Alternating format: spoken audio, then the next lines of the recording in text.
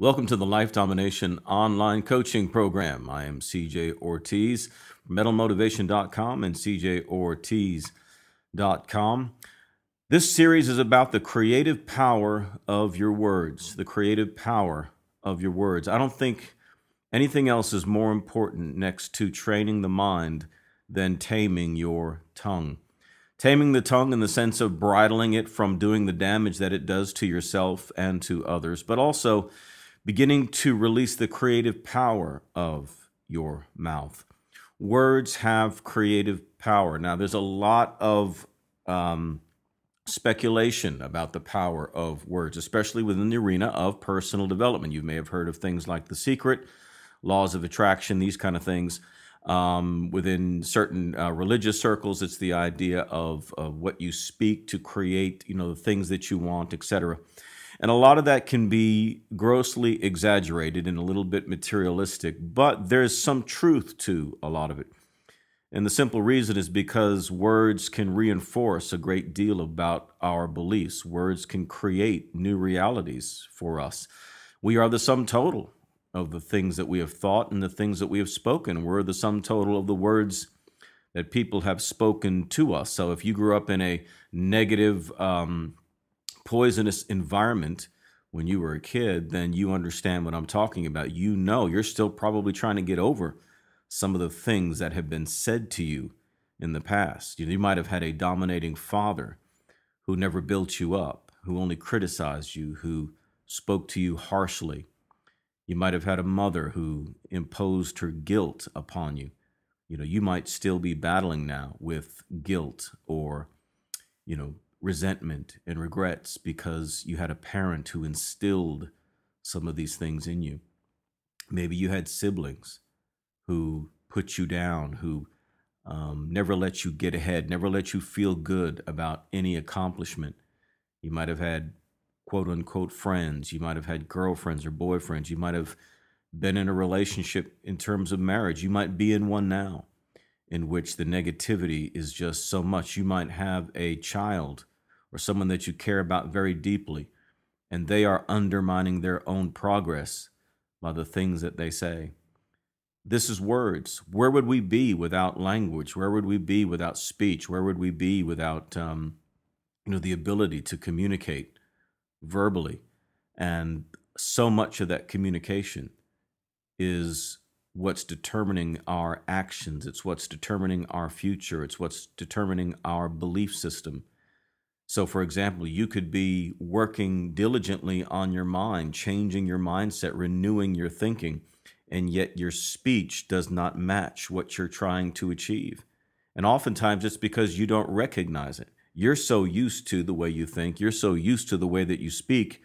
You might think you're speaking positive, but in reality, you're still speaking negative. In reality, you are reinforcing that very life that you're trying to change up here.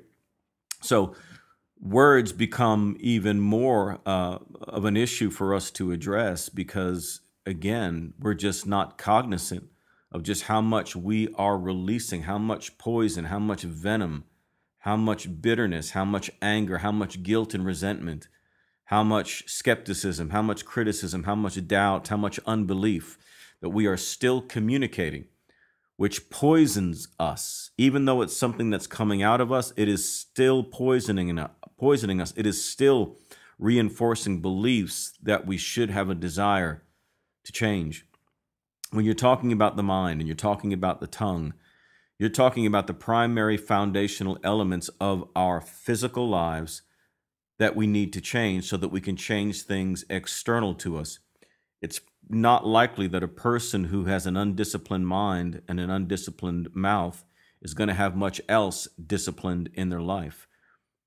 So think about that in the inversion. If you are able to discipline your thoughts, if you are able to discipline your mouth, it stands to reason that you're going to be much, much more effective at disciplining yourself financially, disciplining yourself in terms of your relationships, disciplining yourself in terms of the things that you do professionally, how you treat yourself physically, going to the gym or what have you. You'll be able to be vastly improved if you continue to work on the objective of self-control, self-discipline. So again, controlling the mind and controlling the tongue are the two primary elements to bringing a life under control.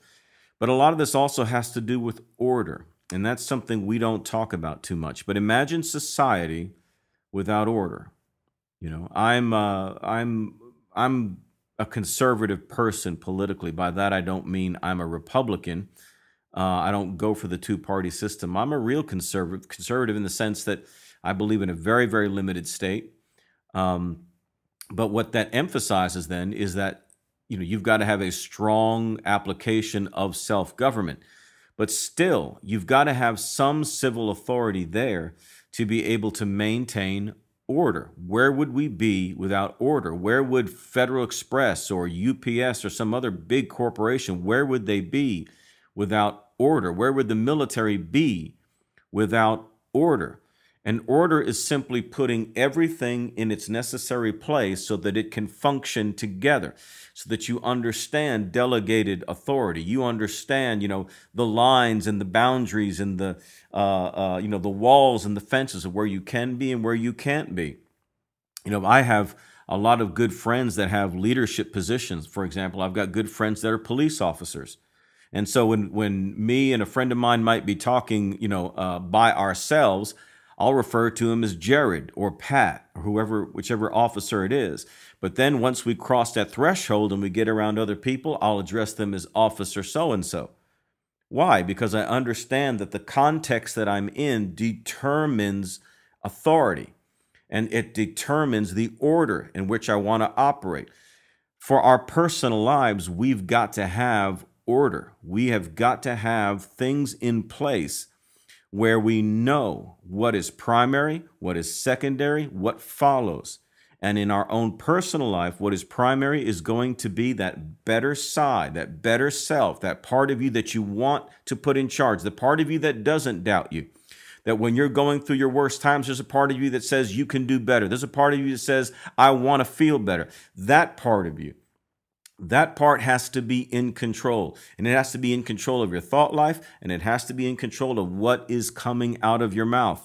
Now, in order to do that, then we've got to equip you. We've got to empower you. We've got to put you in a place where you are covered in the necessary tools and armaments to be able to identify and utilize the words that are coming out of your mouth to be maximized in a way that releases your creative energy, empowers your beliefs, and then begins to influence and empower and inspire others.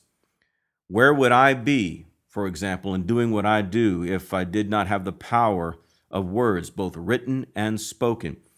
The power of words can transform a life. The power of words can make you everything that you ever wanted to be, even before you are actually living those things out.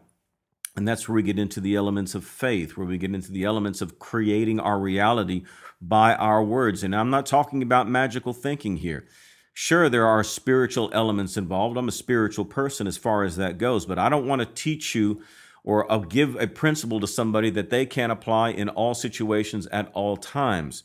So it's creating a reality, but it's not because my words in and of themselves are creating anything.